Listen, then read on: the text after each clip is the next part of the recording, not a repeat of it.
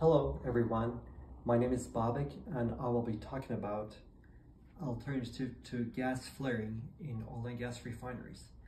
But let's talk about gas treatment facilities because the analysis is much easier. So in these facilities, the main reason for flaring is the excess gas that might be produced by the plant during abnormal process conditions. And so the governing case, like the worst case criteria with the maximum amount of flaring, is used to design the flare stack.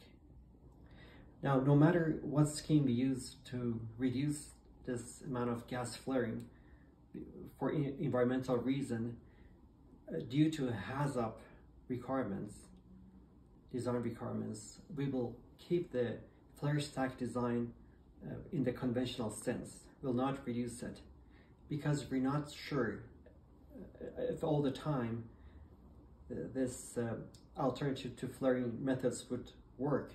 So for the safety of the plant, we'll retain the design conditions and design the flare stack as we do it in conventional plant design. Now, what happens? Well, during abnormal process condition, the plant produces excess gas which has to be depressurized in some cases. So in order to depressurize the gas, as I mentioned before, the flare stack is operated. Now, in order to reduce the excess gas, one way to reduce the amount of the flaring is to reduce the amount of gas which needs to be depressurized. So what does that mean? That means that you have to reduce the abnormal process condition that would lead to excess gas in the plant. So this requires better design, better equipment, a lot of testing, using a lot of sensors, sophisticated control schemes, and using, for example, many different IoT sensors and spectroscopic sensors that would monitor the health of the equipment and making sure that we have like healthy shutdowns. And all of these things are ways that they're doing recently or they have been doing in the past few years to decrease the chance of going to abnormal conditions that would lead to excess gas. And it's interesting, in one scheme, for example, you might go into abnormal condition, and if you use big data and the knowledge of the plant design and the history of other shutdowns, abnormal conditions, and many other factors with sophisticated sensors, you can actually modify the set points if you go to abnormal process condition in order to revert back to process condition. This does not happen all the time, but sometimes this is possible.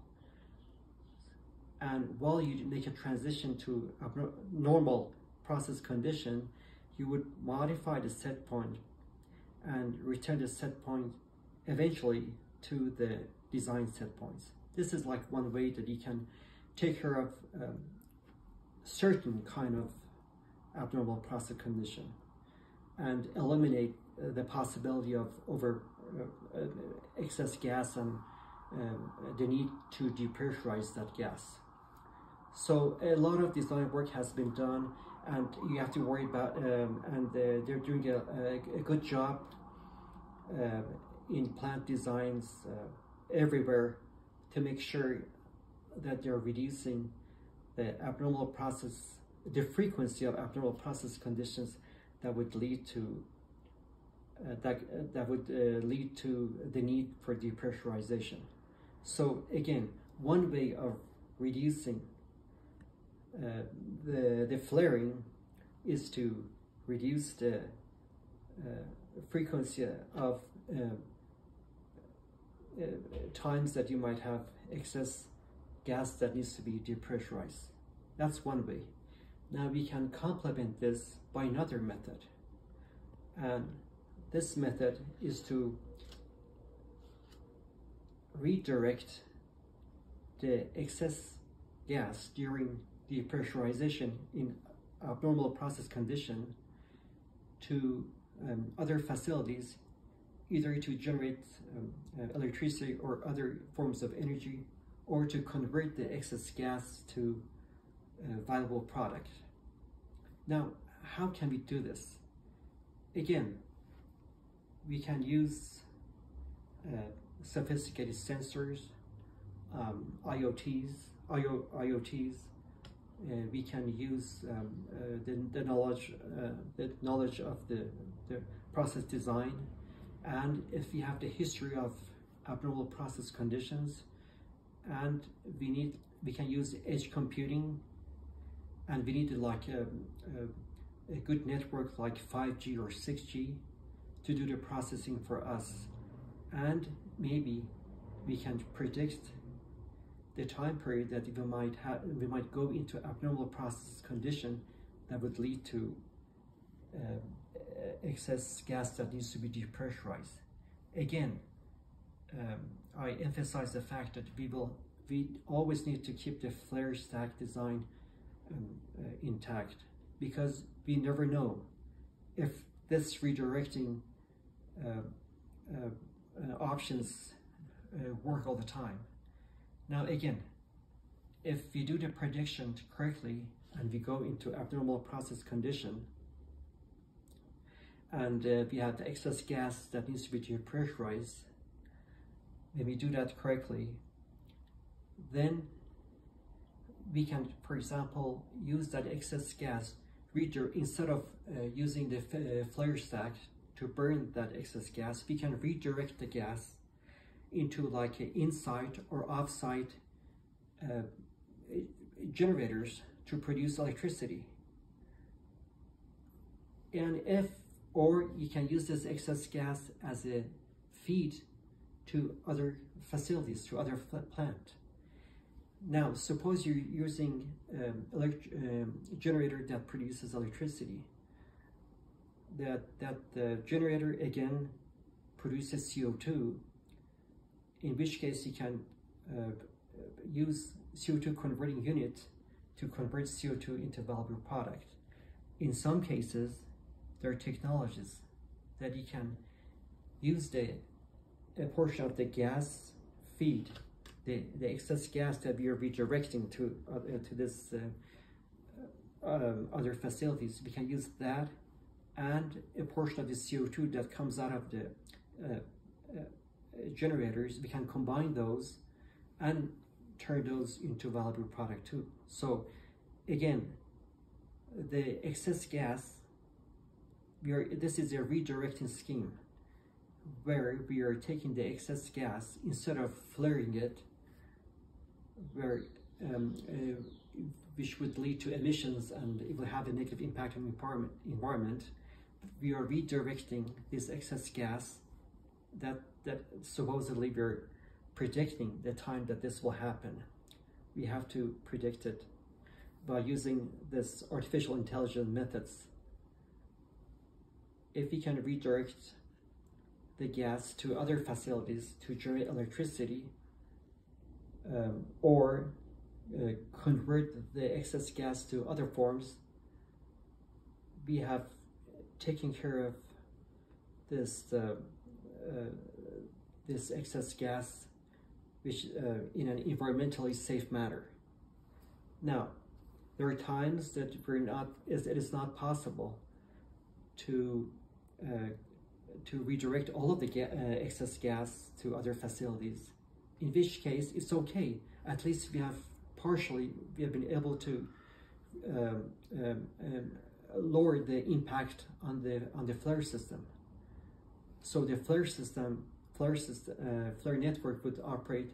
What we're trying to do is to make sure that the flare network operates in the low capacity mode, so there will be less flaring to the environment. Now again, so there are two options that we can use to lower the amount of flaring.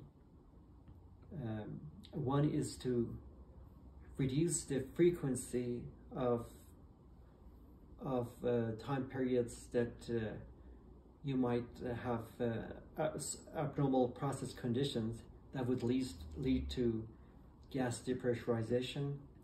So basically, you're just reducing the amount of gas that needs to be depressurized, the chance of excess gas that has to be depressurized. That's one way.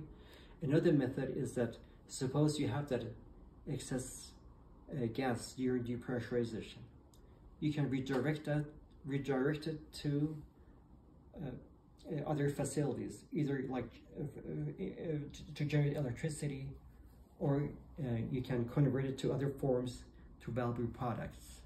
And again, there are times that when you generate electricity and the electricity is not needed by the local facilities, the excess electricity can be used in the grid system elsewhere, somewhere else. For example, other places you can use that excess electricity to produce hydrogen fuel, or hydrogen fuel cells, or you can use that electricity to drive electric equipment and vehicles. And again, there might be instances that the electric network is on full capacity and you cannot convert this excess gas to electricity. In that case, it's no problem. At least it's better than nothing. You have tried as much as possible to divert that extra gas, redirect it to other facilities in order to reduce the impact on the environment. And thank you for listening to this short lecture.